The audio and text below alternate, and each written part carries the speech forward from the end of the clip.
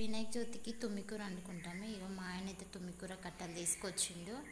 దీన్ని ఆకాకు దింపుకొని పప్పులో వేసుకోవాలి. తుమ్మికూర స్పెషల్ వినాయక చవితి రోజు మాత్రమే వండుకుంటారు, మళ్ళీ వండుకోరు. చూడండి ఇలా ఉంటుంది.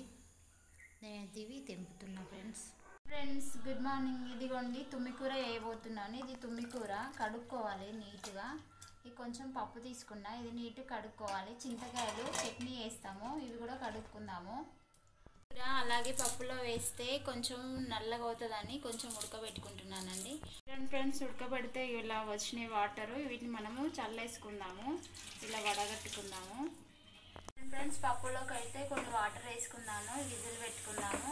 దాంట్లోనే కూర కూడా వేసేస్తున్నాను. ఇది కొంచెం వేస్తేనే మంచిగా ఉంటుంది, ఎక్కువ కూడా వేసుకోవచ్చు. ఆకాకు ఉంటుందని నేను కొద్దిగా తీసుకున్నాను. కొన్ని చింతకాయలు కూడా వేసేసుకుంటున్నాను, కొంచెం పసుపు కూడా వేస్తున్నాను. కొంచెం ఆయిల్ వేసి మనం విజిల్ పెట్టుకుందాము. చింతకాయలు ఎందుకు వేస్తున్నా అంటే కొంచెం పులుపు రావడానికి. సరే ఆయిల్ కూడా వేస్తున్నాను, మూత పెట్టేసుకుందాం.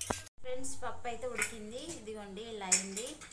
దీంట్లోనే మనము పచ్చికారం మిక్సీ పట్టుకున్నాను, దీన్ని కూడా వేసేసుకుందాము. ఉప్పు కారం వేసేసుకుని తాలింపు వేసుకుందాం. తగినంత ఉప్పు కూడా వేసేసుకుందాము. వేసుకొని మనము తాలింపు పెట్టుకుందాం. జీలకర్ర ఆవాలు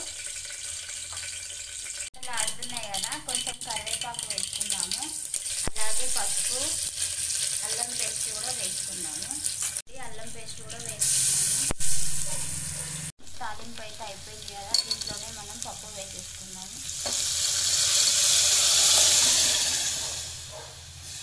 ఇదిగోండి పప్పు అయితే రెడీ అయింది.